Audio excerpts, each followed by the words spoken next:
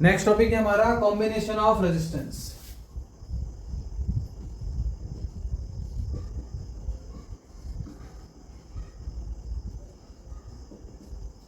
Combination of resistance. Combination of resistance में देखिए basic combination होते हैं दो।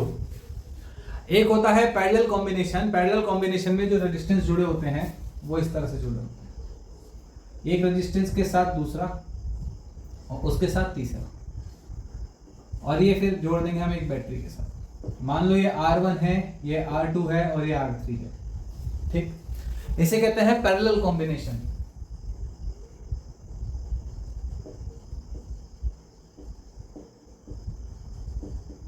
और जो दूसरा कॉम्बिनेशन होता है दैट इज सीरीज कॉम्बिनेशन।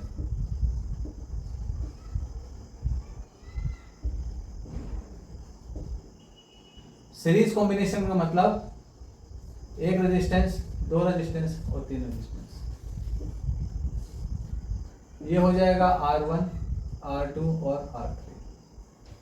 ठीक, बैटरी लगा दी थी। तो देखिए दोनों कॉम्बिनेशंस बेसिक हैं, सबसे जरूरी है इनको समझना। अगर हम पहले सीरीज की बात करें तो सीरीज का देखिए यहां से जो करंट निकलेगा, ठीक, जितना रेजिस्टेंस R में करंट जाएगा उतना ही R2 में जाएगा, उतना ही R3 में जाएगा। तो सीरीज कॉम्बिनेशन में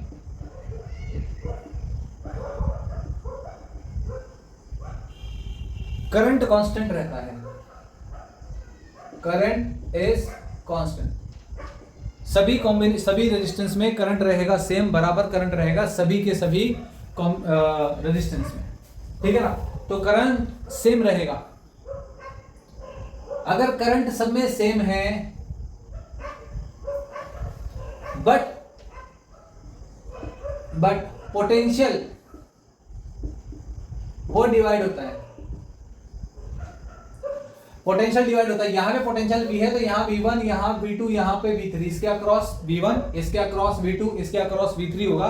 तो टोटल पोटेंशियल कितना हो जाएगा? V हो जाएगा V1 plus V2 plus V3। सही। अब मुझे पता है V बराबर होता है I इंटू R। यहां हो जाएगा I इंटू R1, यहां हो जाएगा I into R2, I into R3। सारे I कैंसिल हो जाएंगे। R equals to R1 plus R2 plus R3। ये लीजिए R1 plus R2 plus R3। मतलब जो नेट रेजिस्टेंस आएगा सीरीज कॉम्बिनेशन के लिए वो हो जाएगा R1 plus R2 plus R3। Parallel की अगर हम बात करते हैं तो पैरेलल कॉम्बिनेशन में देखिए यहां पे पोटेंशियल अगर V है, यहां 0 है, तो इसमें V और V रहेगा 0 0। तो पैरेलल कॉम्बिनेशन में करंट डिवाइड होता है but potential across resistance same. Potential across resistance remain same. तो इसके अक्रॉस पोटेंशियल क्या रहेगा? सेम रहेगा। मतलब मैं ऐसा कह सकता हूं, अगर मान लो यहां से करंट आया I, यहां गया I1, यहां गया I2, यहां गया I3, तो मैं लिख सकता हूं I बराबर I1 plus I2 plus I3। Current का सम कांस्टेंट, टोटल करंट तो कंजर्व रहेगा। ठीक, I होता है V upon R, V upon R1, यहां पे V upon R1, V upon R2 और V अपॉन R। तो टोटल जो आएगा रेजिस्टेंस यहां पे net resistance 1 upon R is equals to 1 upon R1, 1 upon R2 plus 1 upon R। ये V cancel हो गया कॉमन लेके। तो इस तरह से हम रेजिस्टेंस निकाल लेंगे, नेट रेजिस्टेंस आ जाएगा। क्लियर? तो सीरीज का और पैरेलल का बेसिक कॉम्बिनेशन हमें पता होना चाहिए। चलिए कुछ क्वेश्चंस करते हैं तो ज्यादा हमारा कंप्लीट क्लियर हो जाएगा। बट एक चीज समझने वाली ये है कि चाहे जेई का एग्जाम हो चाहे नीट का एग्जाम, दोनों ही एग्जाम में एक क्वेश्चन सर्किट में से जरूर आता है, अभी तक तो आ रहा है, आगे भी आना ही चाहिए, कोशिश करें कि आएगा, मतलब हम तो कोशिश नहीं कर सकते, दुआ कर सकते। तो एक क्वेश्चन यहां से जरूर आता है 4 नंबर का, ठीक है ना। तो कोशिश करें कि इस टॉपिक को अच्छे से कर लें। करंट इलेक्ट्रिसिटी में यहां से बहुत क्वेश्चंस पूछे जाते हैं हर साल सर्किट के, मतलब अभी बैटरी वाला भी सर्किट पढ़ाऊंगा, तो इन दोनों में से मिला करके बहुत सारे क्वेश्चंस पूछे जाते हैं, ठीक है। चलिए, तो चलिए मैंने आपके सामने 4 सर्किट्स बनाए हैं। पहला सर्किट क्या है कि एक अपने पास रिंग था, इसका टोटल रेजिस्टेंस था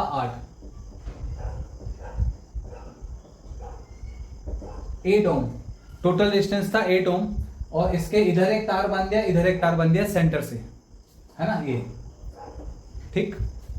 तो बताइए नेट रेजिस्टेंस कितना है अगर ए और बी के बीच में निकालना हो। तो देखिए पूरा 8 था, तो ऊपर वाले का जो रेजिस्टेंस हो जाएगा वो हो जाएगा 4 ओम, और नीचे वाले का रेजिस्टेंस हो जाएगा 4 ओम, ठीक। और ये दोनों कौन सा कॉम्बिनेशन हो गया, पैरेलल, ठीक।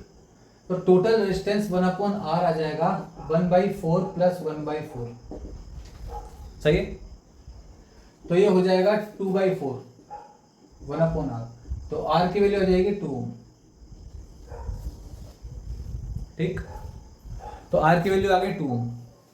सेकेंड रेजिस्टेंस, सेकेंड सर्किट देखें तो इसमें है 2, 2 और 2, एक ट्रायंगल बना रहे हैं, बीच में पॉइंट है C। हमें नेट रेजिस्टेंस निकालना है अक्रॉस AB, अक्रॉस AB, सभी क्वेश्चंस में अक्रॉस AB ही निकालना है, कांस्टेंट क्वेश्चन रहेगा, फिक्स क्वेश्चन रहेगा। तो देखिए A और B के बीच में 3 रेजिस्टेंस है, 1, 2 और 3। अगर हम इस C पॉइंट को नेग्लेक्ट करें तो हम देखेंगे कि ये दोनों सीरीज कॉम्बिनेशन में हैं, ये और ये किसमें है, सीरीज में। तो इन दोनों में सीरीज का फॉर्मूला लगाएंगे, तो 2 + 2, 2 + 2 यानी कि 4 ओम। अब जो 4 ओम आएगा वो हमारे इस 2 ओम के पैरेलल होगा, 4 ओम 2। और अब इस 4 और 2 में क्या लगा देंगे हम, पैरेलल का फॉर्मूला लगा देंगे, तो ये हो जाएगा R 1/R = 1/4 प्लस 1/2। यहां से 4 एलसीएम आ जाएगा, 1 + 2, तो 1/R इक्विवेलेंट, तो R इक्विवेलेंट आ जाएगा 4/3 ओम। तो A और B के बीच में नेट इक्विवेलेंट कितना आ गया, 4/3। एक बार और समझिए कि ये दोनों सीरीज में थे, तो सीरीज का कॉम्बिनेशन लगाया, फिर मैंने कहा इन दोनों को मिला के 4 ओम पैरेलल हो गया 2 ओम के, इन दोनों में पैरेलल का फॉर्मूला लगा दिया और आंसर आ गया। इस सर्किट को देखिए, ए और बी के बीच में नेट रेजिस्टेंस निकालना है, तो हम सबसे पहले इन तीनों को देखें। ये तीनों सीरीज में दिख रहे हैं, तो इन तीनों का सीरीज लगाएंगे, 2 + 2 + 2, 2, 2, 2, सीधे जोड़ देंगे। आर इक्विवेलेंट कितना आ जाएगा, 2 + 2 + 2, तो हो जाएगा 6 ओम। 6 ओम का फिर इक्विवेलेंट सर्किट जो दिखेगा वो ऐसा दिखेगा, देखिए 2 ओम ये वाला लिख दिया यहाँ पे, ये 3 ओम ये लिख दिया यहाँ पे, और इन तीनों का मिला के हो गया 6 ओम। अब ये 3 और 6 पैरेलल में है, तो इन दोनों को सॉल्व करेंगे, 3 और 6 का पैरेलल कॉम्बिनेशन ये। तो जब मैं इन दोनों का पैरेलल कॉम्बिनेशन सॉल्व करूंगा तो मैं लिखूंगा 1/R = 1/3 + 1/6। तो 1/3 + 1/6 कितना हो जाएगा, 6 एलसीएम आ जाएगा, यहां बचेगा 2 + 1 यानी कि 3/6, तो R की वैल्यू आ जाएगी 2 ओम। भाई इसका रेसिप्रोकल कर लेंगे ना, रेसिप्रोकल कर लेंगे तो 2 ओम आ जाएगा। तो जो इक्विवेलेंट सर्किट दिखेगा मुझे यहाँ पे वो कुछ ऐसा दिखेगा, 2 ओम, ये वाला 2 ओम, फिर यहाँ पे बनाएंगे 2 ओम, ये वाला इन दोनों का इक्विवेलेंट आएगा 2 ओम, यहाँ पर पॉइंट ए, यहाँ पे पॉइंट बी। अब सोचिए ए और बी के बीच में ये दो हैं, ये दोनों सीरीज में हैं, तो आर इक्विवेलेंट आ जाएगा फाइनल हमारे पास 2 + 2 यानी कि 4 ओम, यानी कि 4 ओम आ गया। हमारा फोर्थ सर्किट बनाते हैं वापस से, जो हमने इरेज कर दिया था। फोर्थ सर्किट था इस तरह से ए जैसा, ठीक। 1 ओम 1 ओम 2 ओम 1 ओम 1 ओम ए बी। इसको सॉल्व करेंगे, वीडियो को पॉज करके आप ट्राई कर सकते हो। तो मैं कहूंगा यहां पे सबसे पहले इन दोनों को देखेंगे, ये दोनों है सीरीज कॉम्बिनेशन में। अगर ये दोनों सीरीज में है तो सर्किट कैसा बनेगा, अच्छा एक और एक 2 हो जाएगा तो सर्किट बनेगा ऐसा,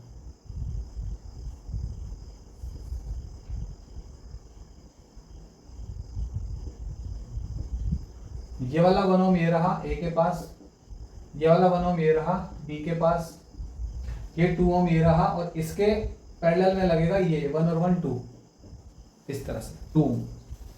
ठीक,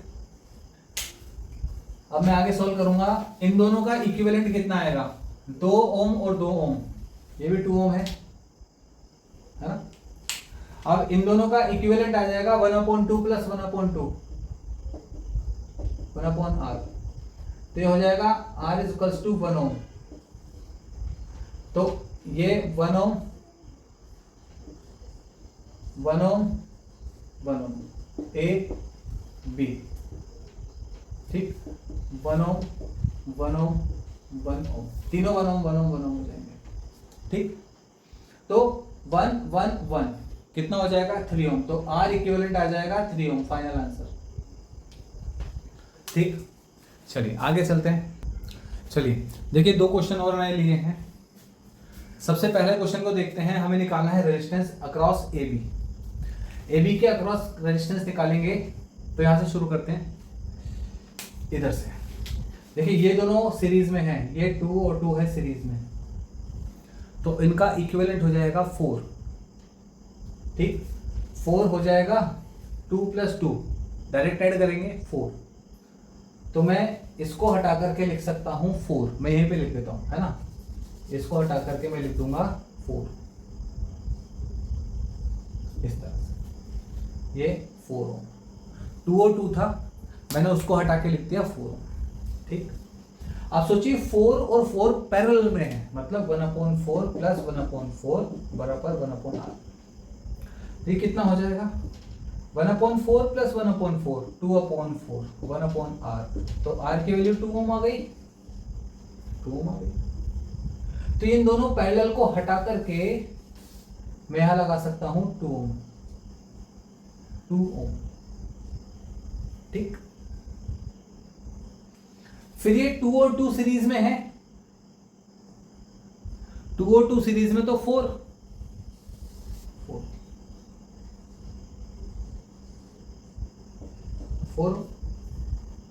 अगेन ये 4 और 4 किस में है, पैरेलल में, तो ये 4 और 4 पैरेलल में है, इनका इक्विवेलेंट हो जाएगा 2, हटा दो, यहां लगा दो 2 ओम।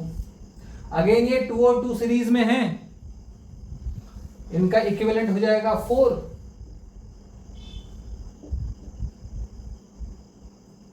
4 और 4 पैरेलल में है, इनका इक्विवेलेंट हो जाएगा, वेरी गुड, 2 और 2 4 और 2 पैरेलल में है। अब इसको सॉल्व कर लेंगे, 1/4 प्लस 1/2 ये पैरेलल में है, 2 और 2 4, और 4 और 2 पैरेलल हो जाएगा, तो ये हो जाएगा 4, ऊपर आ जाएगा 3 1/r, तो r इज इक्वल्स टू 4/3। ये हमारे पास आंसर है। वापस जाओ, पीछे जाओ, डायग्राम देखो क्या था, उसको जितने स्टेप मैंने बनाए हैं मेरे इरेज कर करके आप अलग अलग स्टेप उसको बनाओ, आ जाएगा। ठीक, यहां देखो 2 ओम ईच, 2 ओम ईच, ए और बी के बीच में आपको रेजिस्टेंस बताना है।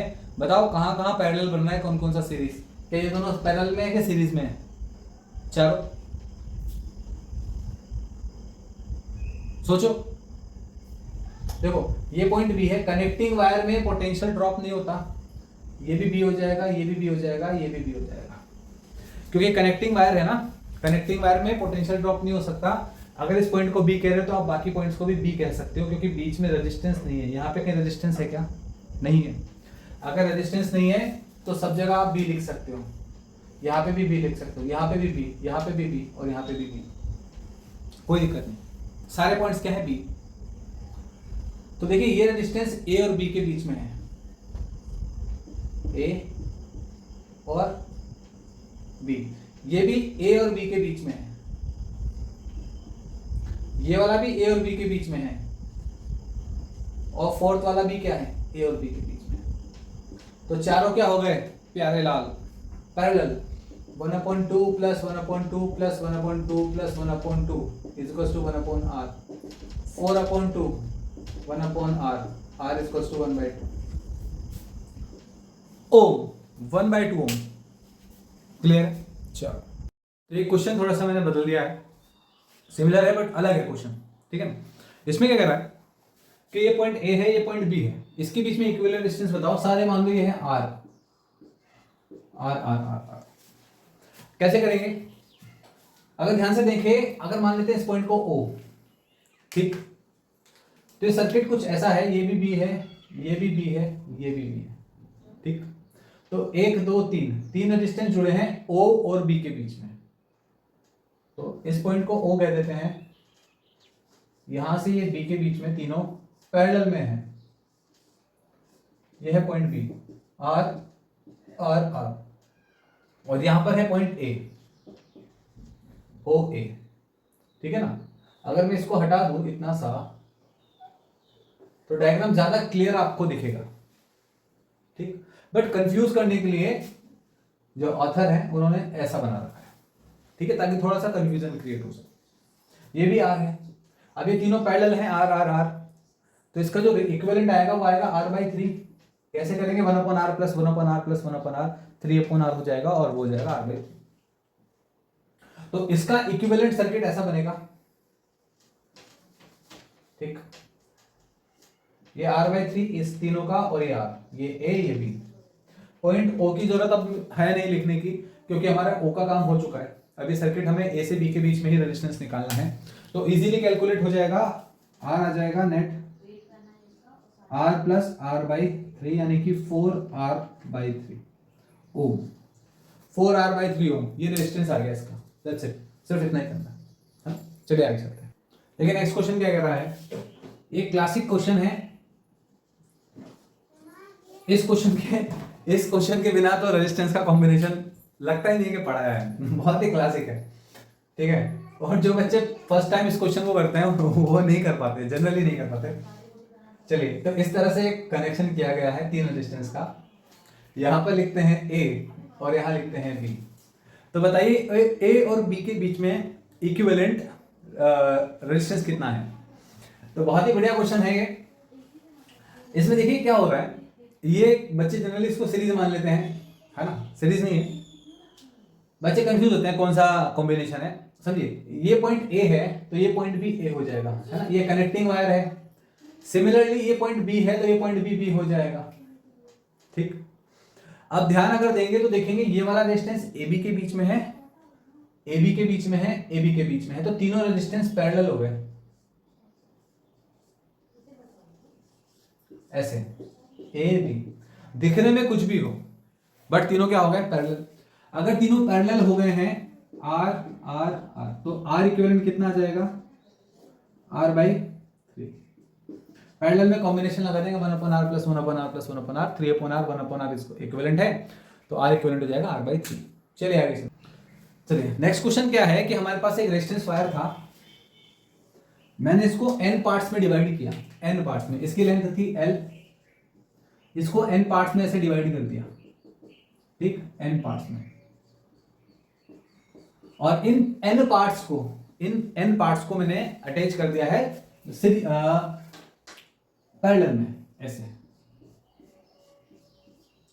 ठीक है ना। कहां तक किया है, n पार्ट तक, ठीक। तो मेरे पास एक लंबा वायर था, रेजिस्टेंस वायर, मैंने उसको n पार्ट्स में डिवाइड किया और डिवाइड करके फिर पैरेलल में कनेक्ट कर दिया। यहां पे रेजिस्टेंस है मान लो r, यहां पे रेजिस्टेंस कितना है, ये क्वेश्चन है। तो देखिए कैसे करेंगे, r होता है रो l अपॉन n, हमने n को डिवाइड किया है n पार्ट्स में, तो लेंथ ऑफ ईच पार्ट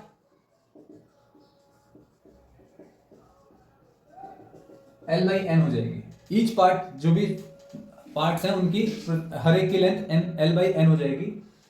तो रेजिस्टेंस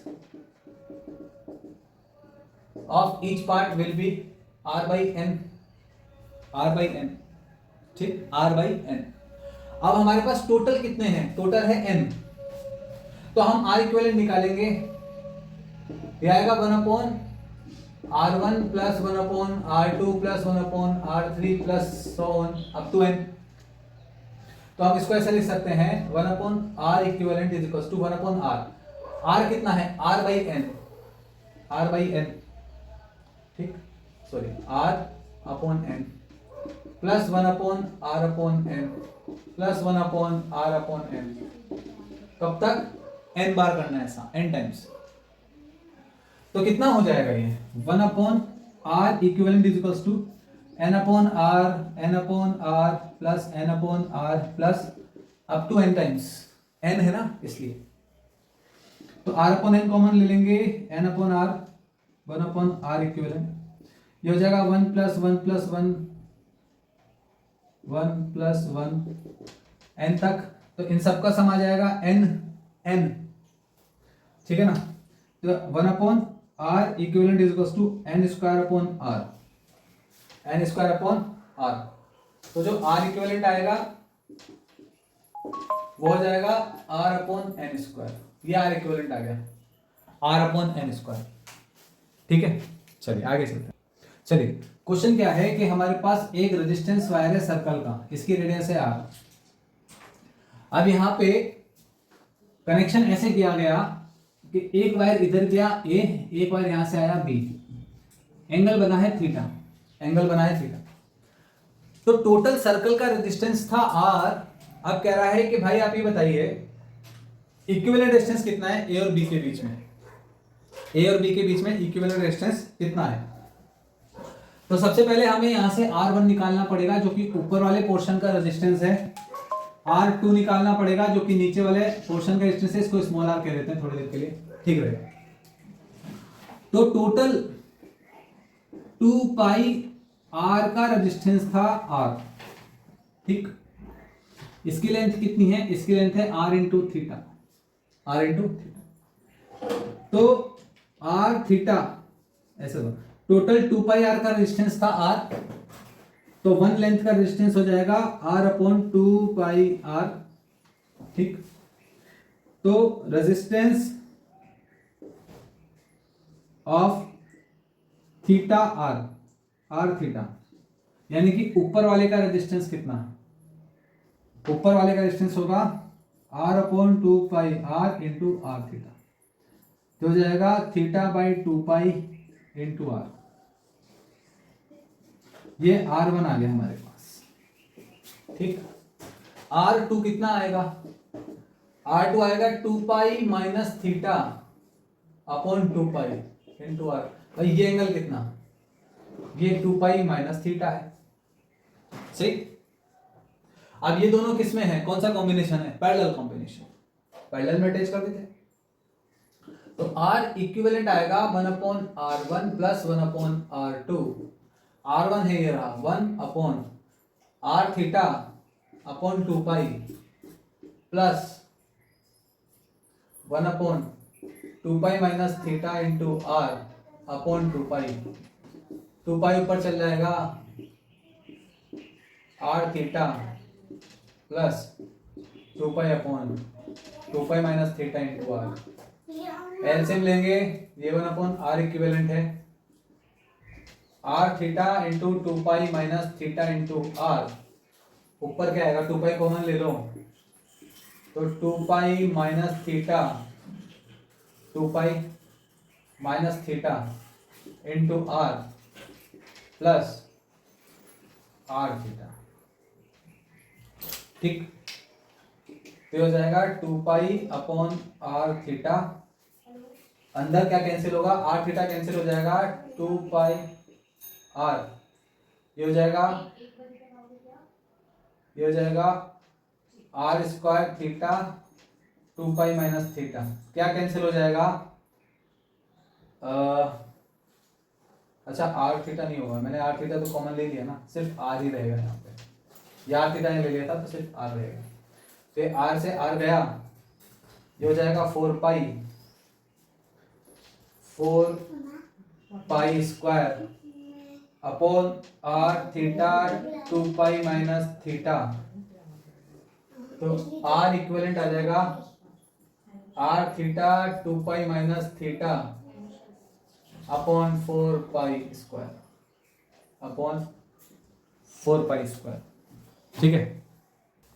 अब जो नेक्स्ट क्वेश्चन बनता है वो भी काफी क्लासिकल क्वेश्चन है।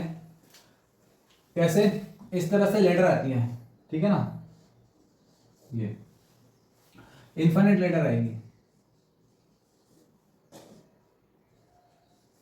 ये इस तरह से इन्फिनिटी तक लेडर चलती रहेगी। Each resistance is R ohm, each resistance is R ohm. A और बी के बीच में इक्विवेलेंट रेजिस्टेंस बताना। तो इसका स्टैंडर्ड क्वेश्चन है, सॉल्यूशन का प्रोसीजर भी स्टैंडर्ड है, तो प्रोसीजर रट्टा मार के चलेंगे, ज्यादा दिमाग नहीं लगाएंगे। ठीक, एक ही प्रोसीजर है, उसी को फॉलो करना है हर बार। लेडर का मतलब चेंज हो सकता है फेस, इस मतलब जो दिख रहा है ना ये फोटो चेंज हो सकता है, बट प्रोसीजर सेम रहेगा। जब भी इनफाइनाइट तक आएगी लेडर, लेडर मतलब ये सीडी जैसा दिख रहा है ना, इसलिए इसको लेडर बोलते हैं, लेडर प्रॉब्लम बोल सकते हैं, ठीक है ना, इनफाइनाइट लेडर बोलते हैं। तो हो सकता है इसमें यहां पे भी रेजिस्टेंस लगा दे, ठीक है, और कुछ ना इसका रेजिस्टेंस बदल दे, पर हमें घबराना नहीं है। आंसर कैसे निकालेंगे? देखो इनफाइनाइट लेडर है, अब इनफाइनाइट में से मैं अगर एक स्टेप कम कर दूं तो कोई फर्क पड़ेगा क्या? आप बोलोगे नहीं पड़ेगा, क्योंकि इन्फिनिटी है, इन्फिनिट से अगर एक आधा कम भी हो गया तो क्या फर्क पड़ेगा? कुछ फर्क नहीं पड़ेगा, ठीक है। तो मतलब अगर मैं इस पूरे में से इतना सा एक स्टेप हटा दिया है तो भी कोई फर्क नहीं पड़ेगा। मतलब अगर मान लो यहां पे नेट रेजिस्टेंस आ रहा है और एक्स आ रहा है एक्स, ठीक, और अगर मान लो ये रहता तो भी नेट रेजिस्टेंस एक्स ही आता, तो भी एक्स ही आता। भाई इनफाइनाइट है, इनफाइनाइट में से मैं कह रहा हूं एक हटा दिया और मान लो रेजिस्टेंस है एक्स, कोई फर्क पड़ेगा? इक्विवेलेंट रेजिस्टेंस नहीं पड़ेगा। और अगर मान लो मैं इसको अटैच भी कर देता तो भी जो आने वाला है आंसर वो तो एक्स ही रहेगा ना यार, उससे क्या फर्क पड़ जाएगा? कोई फर्क नहीं पड़ेगा। एक स्टेप से क्या फर्क पड़ता है, क्योंकि इनफाइनाइट है ना, ठीक है। तो यहां पे समझना, मैं कह रहा हूं ये पूरा सर्किट हटा दो पीछे का, अब उसकी जरूरत ही नहीं है। जरूरत क्यों नहीं है? क्योंकि इन सब का इक्विवेलेंट तो एक्स है, हटा देना। तो बस एक स्टेप रखेंगे, ये वाली स्टेप जो अपने पास है,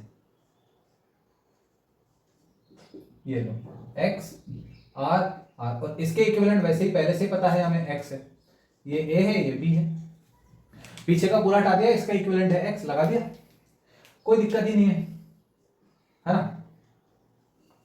अब मैं कह रहा हूं समझो, ये दोनों पैरेलल में है, इन दोनों का इक्विवेलेंट कितना आएगा? इन दोनों का इक्विवेलेंट आएगा 1/r प्लस 1/x। तो r plus x 1/r equivalent, तो r इक्विवेलेंट हो जाएगा rx upon r plus x, r plus x, ऐसे हो जाएगा, ठीक है, सही है।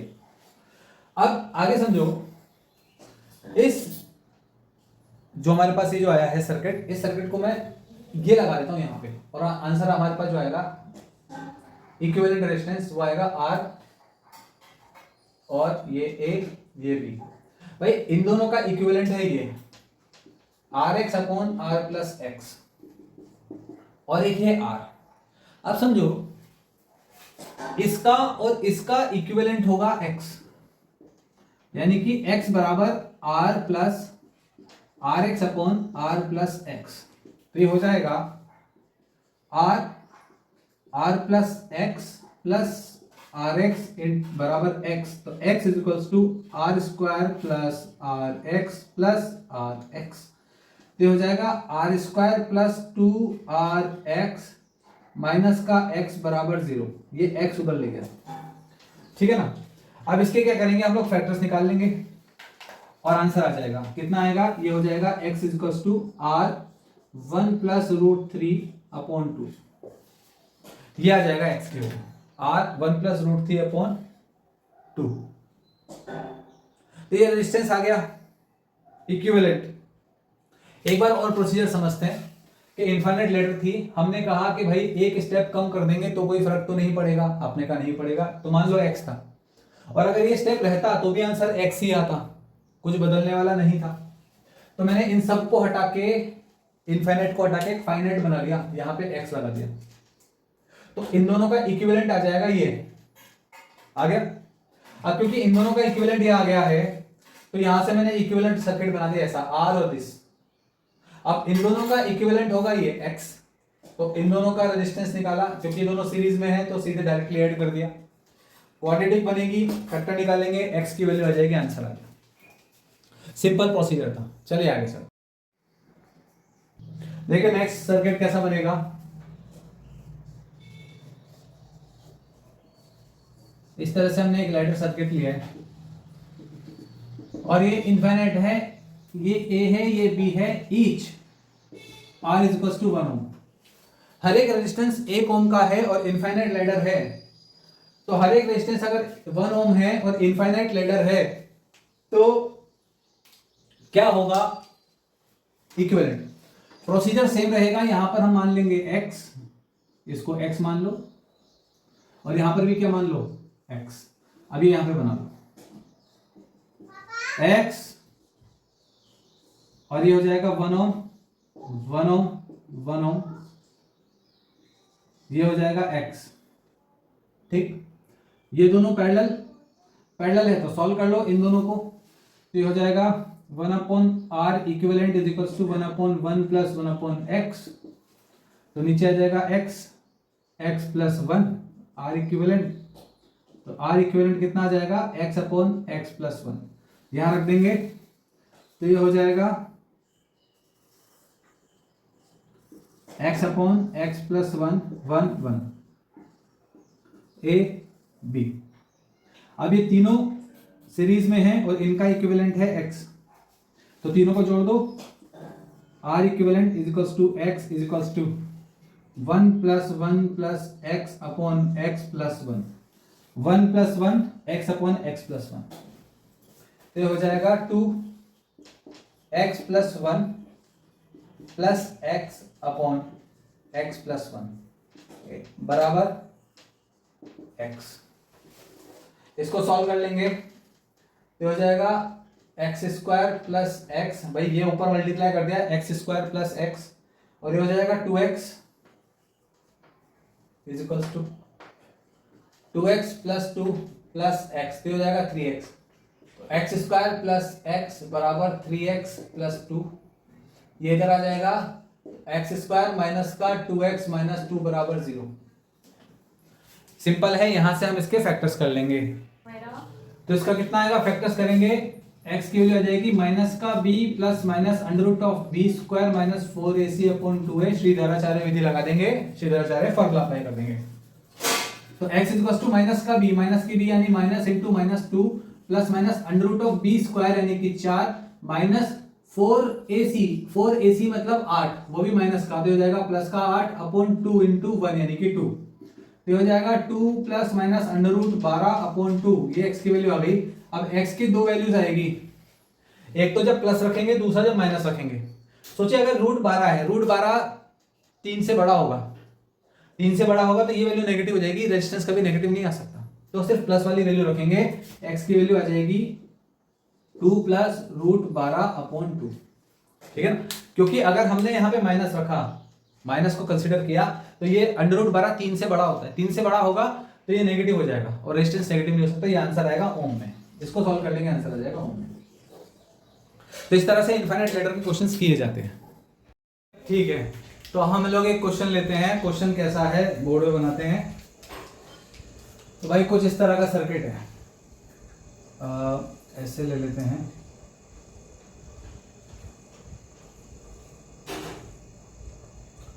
ठीक है, इस पॉइंट को A कह दो, इसको B कह दो, एक रेजिस्टेंस, 2 रेजिस्टेंस, 3 रेजिस्टेंस, 4 रेजिस्टेंस, 5 और 6, इस तरह से 6 रेजिस्टेंस लगा दिए हमने। और सबकी वैल्यू मान लो आर है, सब आर आर ओम है, R R R R R R ohm है सब, ठीक है ना। ये ए है और ये पॉइंट बी है, ठीक, ए और बी दो पॉइंट है। अब हम बात करें कि ना तो ये क्लियरली पैरेलल है ना ही क्लियरली सीरीज है। देखिए इस पॉइंट को ओ क्या कहते हैं, ओ, है ना।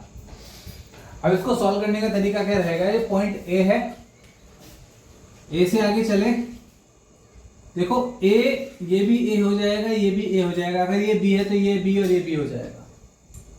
तो ए से और बी के बीच में है आर, आर, ए से बी के बीच में अगेन आर,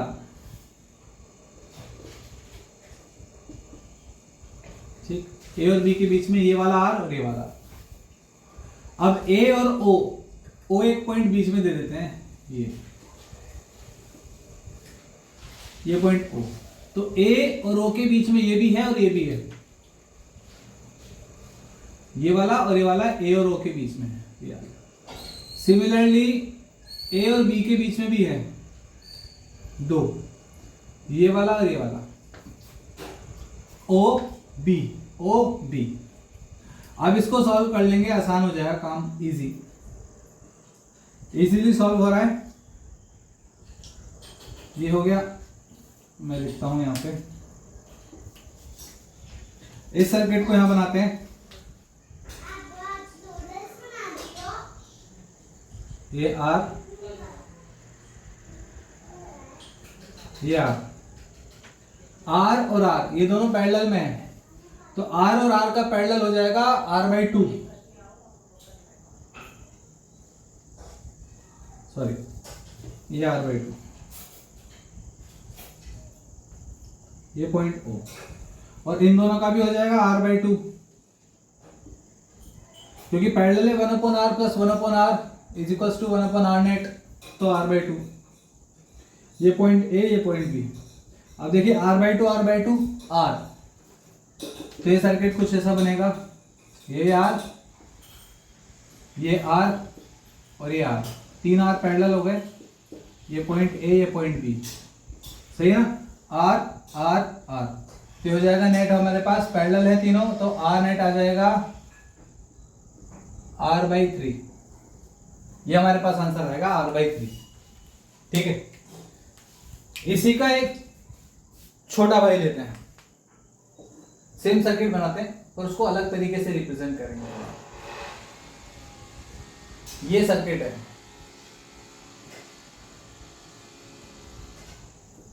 एक घेरा, ये जंप कराया मैंने, है ना। जब इस तरह से बना हो मतलब दोनों सर्किट आपस में जुड़े हुए नहीं है, वायर एक के ऊपर से एक वायर निकल रहा है ना, बीच में जॉइंट नहीं है। जैसे यहाँ पे जॉइंट था बट यहाँ पे जॉइंट नहीं है, बिना जॉइंट के दोनों वायर्स हैं। अब इस सर्किट को सॉल्व करेंगे, तो इसका r/3 आ गया था, इसको हटा देते हैं, इसका कितना आएगा, बाकी सब r है, r, ये पॉइंट बी, ये पॉइंट ए। अब अगर आप इस सर्किट को ध्यान से देखो तो ये r है पॉइंट ए और बी के बीच में, ठीक, ये पॉइंट ए और ये पॉइंट बी, तो ये सारे के सारे जो है पैरेलल है। कैसे है मैं बताता हूं, देखो पहले वाले को देखो, ये ए और बी के बीच में है, इसको ए कह दिया, इसको बी कह दिया, ये आर, ये वाला आर अपन ने हटा दिया, ठीक। आर और आर 2r, ये दोनों सीरीज हो गए, और ए और बी के बीच में है, आर और आर कितना हो जाएगा 2r, ठीक। फिर ये आर और आर, ये भी 2r, और फिर ये वाला आर, तो आर नेट आ जाएगा 1/r is equals to 1/r plus 1/2r plus 1/2r plus 1/r, ठीक। तो एलसीएम हो जाएगा 2r, यहां हो जाएगा 2 प्लस 1 प्लस 1 प्लस 2, ऐसे तो जाएगा 2 6 6 अपॉन 2r r/3। ठीक है, कोइंसिडेंटली दोनों सेम आया, कोइंसिडेंस है, ऐसा नहीं है क्या सेम आने ही वाला था। ठीक है ना, ये आ गया सेम, बट जरूरी नहीं सेम आएगा भाई, कोइंसिडेंस है कि सेम आ गया। ठीक है, आगे चलते हैं। अब जो नेक्स्ट टाइप का क्वेश्चन है उसको करने के दो तरीके हैं, एक तरीका भी समझा रहा हूं, एक बाद में समझाऊंगा। जैसे क्वेश्चन ये था, ये है 1 2 3 4 और 1 1 5, सब आर हैं, आर। तो इस तरह के क्वेश्चन को करने के दोनों ही बेसिकली 3 तरीके होते हैं एक्चुअली, है ना।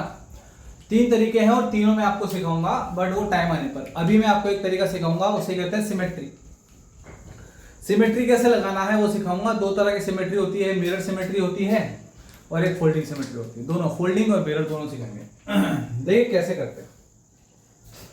यहां पे पॉइंट ए था और एक पॉइंट था बी। अब अगर हम ए और बी को देखें, सोचो मान लो यहां पोटेंशियल है V और यहां है 0, ऐसा मान सकते हैं ना। एक बैटरी कनेक्ट कर दो, हमसे आर नेट पूछा है। ठीक, तो पहला जो तरीका है वो है सिमेट्री, सिमेट्री वाला। दूसरा है किरचॉफ लॉ, तीसरा आएगा नोडल। ये दोनों लगभग सेम है, ठीक है ना, ये दोनों लगभग सेम ही होते हैं, अलग नहीं है, बस कहने का तरीका अलग हो जाता है। तो सिमेट्री होगा, ये होगा, एक और होगा, उसे हम कह देते हैं व्हीट स्टोन ब्रिज। तो इतने तरीकों से ऐसे सर्किट, देखिए इसमें ना तो सीरीज है ना पैरेलल है, आप कुछ भी कर लो, ना सीरीज दिखेगा ना पैरेलल दिखेगा। तो इस तरह का जो सर्किट है उनको इन 4 मेथड से सॉल्व किया जा सकता है। इसको आप नोडल कह दो या किरचॉफ कह दो, बात एक ही है, लिखने का तरीका अलग अलग हो जाता है, शॉर्ट हो जाता है तो नोडल और डिटेल में लिखोगे तो किरचॉफ। ठीक, तो ये मैं आपको पढ़ाऊंगा, अभी हमने वो टॉपिक्स पढ़े नहीं है, अभी मैं आपको सिर्फ सिमेट्री सिखाऊंगा। बट सिमेट्री सीखने के लिए हमें थोड़ा सा बेसिक पे चलना पड़ेगा, जो कि हमने अभी छोटी क्लासेस में सीखे हैं थोड़े थोड़े। तो भाई मान लो ये बैटरी थी 20 वोल्ट की, तो इसका पोटेंशियल यहाँ V था, यहाँ 0 था, तो इस घूम के यहाँ पे भी V हो जाएगा, यहाँ पे 0 हो जाएगा। अब मानो कि यहाँ पे करंट था I, कितना था I। अब समझो ये सर्किट जो है वो सिमेट्रिक है, मतलब यहां से करंट आएगा और यहां डिवाइड हो जाएगा। ठीक, यहां पे जितना करंट जाएगा उतना करंट यहां जाएगा। ठीक, या ऐसा मान लो कि यहां करंट गया I1 और यहां गया I2, ऊपर से गया I1 नीचे से गया I2। ठीक, तो यहां से करंट अंदर आएगा I1, यहां से करंट अंदर जाएगा I2। क्लियर, तो यहां से करंट I आया था, यहां I1 गया और यहां से इधर आ गया I, यानी कि I बराबर I1 प्लस I2, और यहां से I2 आया था इधर चले गया। तो ये जो बीच वाले भाई साहब है रेजिस्टेंस, इनके पास कुछ नहीं पहुंचा, करंट गया ही नहीं। ठीक, अगर करंट गया ही नहीं तो इनको हटा भी दें तो कोई फर्क पड़ेगा ही नहीं, है ना। तो इस तरह के सर्किट को कहते हैं सिमेट्रिक सर्किट। अब समझिए सिमेट्रिक कैसे है, ये मिरर सिमेट्री। देखो हाथ रखो ऐसे बीच में, अगर हम हाथ रखें तो हाथ के इधर का सिस्टम और हाथ के उधर का सिस्टम एक जैसा है? इसे कहते हैं मिरर सिमेट्री। जैसे मैं मिरर के सामने खड़ा हूंगा तो जो सामने दिखेगा और मैं दिखूंगा सेम ही तो है, वैसे ही यहां देखो इसके इधर इसके इधर सिमेट्री है, उसे कहते हैं मिरर सिमेट्री। आर की वैल्यू कुछ भी हो सकती है। दूसरा आता है फोल्डिंग सिमेट्री। अगर हम इसको देखें ए और बी के अलाउंग ऐसे, तो भी हम क्या देखेंगे कि ऊपर का जो तस्वीर है और नीचे की जो तस्वीर है वो दोनों सेम है, ऊपर भी दोनों आर दिख रहे हैं, नीचे भी 2 आर दिख रहे हैं, तो इसे कहेंगे मिरर फोल्डिंग सिमेट्री, है ना। अब देखिए दूसरा रीजन समझाता हूं दूसरे तरीके से। एक तरीका तो ये हो गया समझने का दूसरा तरीका क्या है कि देखिए यहाँ पे मान लो एक इलेक्ट्रॉन था, थोड़ी देर के लिए मान लो यहाँ पे एक इलेक्ट्रॉन था, इलेक्ट्रॉन नहीं, एक पॉजिटिव चार्ज था, उसको ये रेजिस्टेंस क्रॉस करने में कुछ वर्क करना पड़ा, ठीक। तो मान लो उसने x वर्क किया, कितना वर्क किया x, तो यहां पोटेंशियल हो जाएगा v माइनस एक्स, और यहां जो चार्ज था उसको ये क्रॉस करने में भी x वर्क करना पड़ेगा, तो यहां पोटेंशियल हो जाएगा v माइनस एक्स। सही है, क्योंकि दोनों पॉइंट का पोटेंशियल सेम है, इसका और इसका, तो यहां पे कोई करंट नहीं होगा, इसको हटा दो, ठीक। तो इसको हटा देंगे तो क्या बचेगा, ऊपर बचेगा 2r और नीचे बचेगा 2r, बाकी ये पॉइंट A ये पॉइंट B, और 2r कितना हो जाएगा, पैरेलल में है तो r। इस तरह सॉल्व करेंगे, ठीक। किरचॉफ लॉ से और आसान हो जाएगा, जब पढ़ेंगे हम लोग इसको, किरचॉफ लॉ पढ़ेंगे, साथ में हम लोग व्हीटस्टोन ब्रिज पढ़ेंगे, तो बहुत इजी हो जाएगा। 5 रेजिस्टेंस वाला तो व्हीटस्टोन ब्रिज से ज्यादातर हो ही जाता है। चलिए एक अच्छा सा दूसरा क्वेश्चन लेते हैं। इस क्वेश्चन में यही समझना होगा कि किस पॉइंट के अबाउट सिमेट्री है और किस पॉइंट को हम हटा सकते हैं। अगर ये चीज समझ गए तो काम आसान हो जाता है। देखिए एक और क्वेश्चन लेते हैं।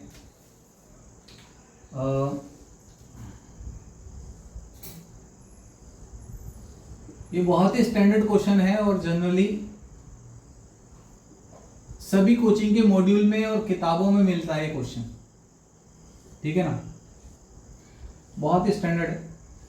अब सेम क्वेश्चन आपको एग्जाम में नहीं आएगा, ये जो क्वेश्चन है बहुत ही स्टैंडर्ड है और एग्जाम में आने की संभावना इसकी नहीं रहती। आप चाहो तो यहाँ पे भी लगा सकते हो, कोई दिक्कत नहीं, ठीक। अब हमें समझना है इस क्वेश्चन में सब R है, सबका रेजिस्टेंस है R, ठीक। ये पॉइंट A है, ये है B, each R, each is RO, ठीक। अब समझिए यहां से मान लो करंट आ रहा था I, यहां गया I1, यहां गया I2 और यहां गया I3, I1 I2 I3। सोचो यहां से कितना अंदर आएगा, I1 यहां से आएगा, I3 यहां से आएगा, I2, I1 गया था, I2 I3, क्लियर। अब ये जो I1 था ये गया ऊपर, यहां पे डिवाइड हुआ, फिर यहां जाकर के वापस इधर मिलके इधर आएगा। यही तो सिमेट्री का काम है। सिमेट्री समझिए, ये एक फोल्डिंग सिमेट्री है, इसके ऊपर का जो फोटो है और नीचे का जो फोटो है दोनों सेम है इस लाइन के, तो इस लाइन के अबाउट सिमेट्री क्या नहीं है सर्किट। अब हम सोचें इस सर्किट में दो जंक्शंस हैं, we have two junctions here, first is this one, another is this one, ये दो जंक्शंस हैं। सोचो अगर मैं इन जंक्शंस को हटा दूं, बाईपास कर दूं इस तरह से, ठीक। मैं अलग से एक डायग्राम बना के इसको बाईपास करता हूं।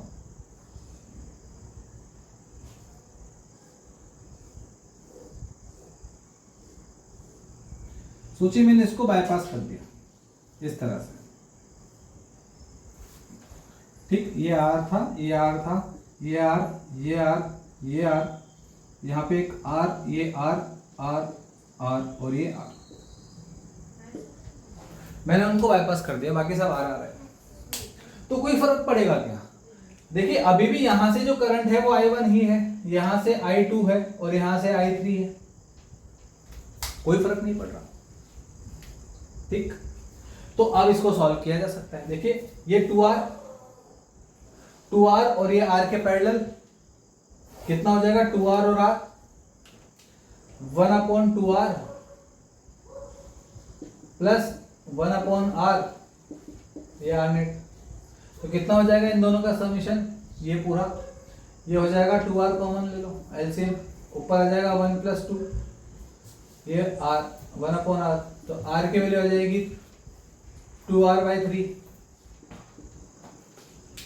2R/3, ये R की वैल्यू आ गई।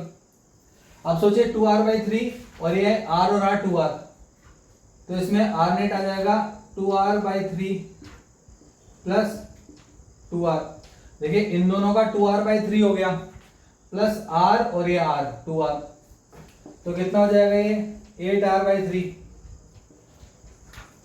8r/3 ऊपर का होगा, बीच में है 2r और नीचे का भी 8r/3, तो कितना हो जाएगा, तीनों पैरेलल में है, तो r ग्रैंड नेट जो आएगा ना इसका वो आएगा 1/8r/3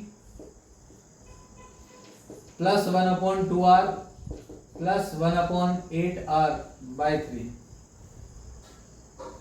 ठीक है, कितना हो जाएगा, 3 ऊपर चल जाएगा, 8r एलसीएम आ जाएगा, 3 + 4 + 3, तो 9 और 4 13, तो ये हो जाएगा 8r/13। दैट्स इट, ये नेट आ जाएगा। तो इस पूरे सर्किट का जो नेट रेजिस्टेंस आया वो है आ गया 8r/3। ठीक, ये तो एक तरीका हुआ इसको करने का, भाई हमने ऐसे पॉइंट्स को एलिमिनेट किया या ऐसी जंक्शंस को हमने एलिमिनेट किया है जहां पर करंट नहीं था। ठीक, या करंट था लेकिन उतना फर्क नहीं पड़ रहा था। दूसरा तरीका क्या कहता है, देखिए समझिएगा, दूसरे तरीके में हम देखेंगे फोल्डिंग सिमेट्री क्या है। आप समझिए, इस सर्किट में मैंने कहा देखो ऊपर का सर्किट और नीचे का सर्किट सेम है, मतलब ये फोल्डिंग सिमेट्री है। अगर मान लो यहां से करंट गया है, यहां पे पोटेंशियल x है, तो यहां पे पोटेंशियल x होगा, क्योंकि रेजिस्टेंस ये भी R है, ये भी R है, ये भी R है, ये भी R है, ये भी R है, ये भी R है, ये भी R है, ये भी R है, ये R R R R सभी तो R हैं। तो R चलने में जितना काम किया किसी चार्ज ने R को क्रॉस करने में, तो यहां पे X, यहां पे भी X, ठीक, यहां पे भी X। ठीक, अब देखिए X X X हो गया, क्या बचा, यहां पे Y, तो यहां पे भी Y, यहां पे Y, यहां पे Y। ठीक, सही। अब क्या होगा, देखिए अगर हम ध्यान, यहां पे X नहीं होगा, यहां पे O मान लो, क्योंकि इधर से Y भी तो है O। आप समझिए ये वाला कहां है, A और X के बीच में है ना, ये वाला भी A और X के बीच में, देखिए ये पॉइंट A, ये पॉइंट X, तो ये और ये दोनों पैरेलल हो गए।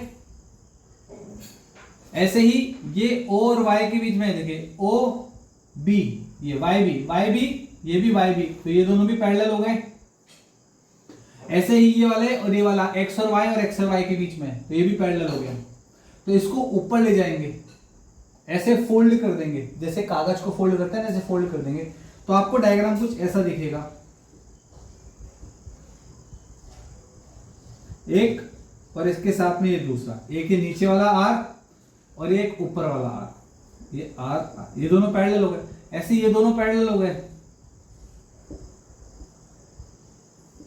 और ऐसे ये दोनों पैरेलल हो जाएंगे, R और ये, इस तरह से तीनों पैरेलल हो गए। और ये और ये 4, 1 2 3 4, ये सब पैरेलल में है इस तरह से। तो इनका रिजल्टेंट निकाल लेंगे। अब तो हमें पैरेलल सीरीज क्लियरली दिख रहा है सब, कौन कौन सा पैरेलल है, कौन कौन सा सीरीज है। तो कहने का मतलब क्या है, सिमेट्री देखो और वो जंक्शन एलिमिनेट करो जहां पे करंट एक्सचेंज नहीं हो रहा है, मतलब यहां से करंट इधर नहीं आ रहा है, इधर नहीं जा रहा है। ठीक है, एक और एग्जांपल लेते हैं तो अच्छे से और समझ में आएगा। चलिए अगला है ये एक R, ये एक R, ये एक R, ये एक R, ये एक R, ठीक, ये भी R ले लो, ये भी R ले लो और ये भी R ले लो। ये पॉइंट A है, ये पॉइंट B है। ठीक, बताइए मिरर सिमेट्री है कि फोल्डिंग? तो आप कहोगे दोनों ही है। अगर आप हाथ ऐसे रखोगे तो इधर का सेम है, तो आप इसको मिरर भी कह सकते हो और ये फोल्डिंग सिमेट्री भी हो सकती है। क्या करेंगे ऐसे में, इस पॉइंट को उठा करके सीधे यहां ले आओ, ठीक है ना, तो डायग्राम कुछ ऐसा दिखेगा। ये इसको उठा कर यहां ले आए, इसको ओ कह रहे तो इसको भी ओ कह दो। ये R R R R R R R और ये आर, तो ये वाला और ये वाला पैरेलल हो जाएगा आर और आर, ठीक। ये पॉइंट ओ था। इसी तरह से ये वाला ग्रीन वाले दोनों पैरेलल हो जाएंगे, इधर ले आओ, सही है ना। और इसी तरह से ये ब्लू वाले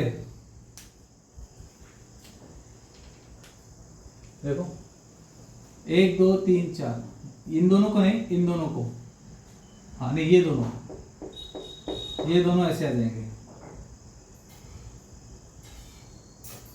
और ये ऐसे कैसे रह जाएगा, ठीक। ए और बी। अब क्या करेंगे, ये अभी भी क्लियर नहीं हो रहा है पैरेलल सीरीज। अब हमें कोई एक जंक्शन ऐसा ढूंढना पड़ेगा जो रिमूव कर सकते हैं, और वो जंक्शन है ये वाला। मैं आपको पहले भी समझा चुका हूं रीजन क्यों है। अगर मान लो ये एक्स है तो इसके यहां से करंट आएगा इधर जाएगा, यहां से करंट आएगा इधर जाएगा, यहां से करंट आएगा इधर जाएगा, इसमें और इसमें कोई करंट नहीं जा रहा, तो इस जंक्शन को हटा सकते हैं। बल्कि मैं कह रहा हूं इन रेजिस्टेंस को भी हटा दोगे तो कोई फर्क नहीं पड़ेगा, क्योंकि उसमें करंट ही नहीं है, और जिस रेजिस्टेंस में करंट ना हो उसको हटा देना बेहतर है।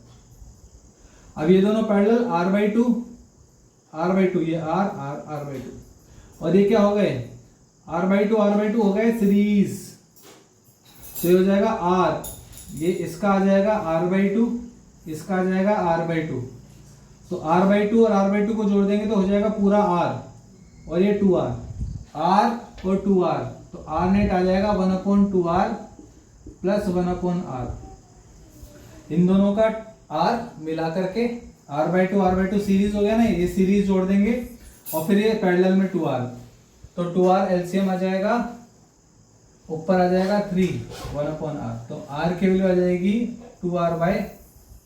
तो इस तरह से इसको सॉल्व किया जा सकता है, ठीक है। चलिए आगे चलते हैं।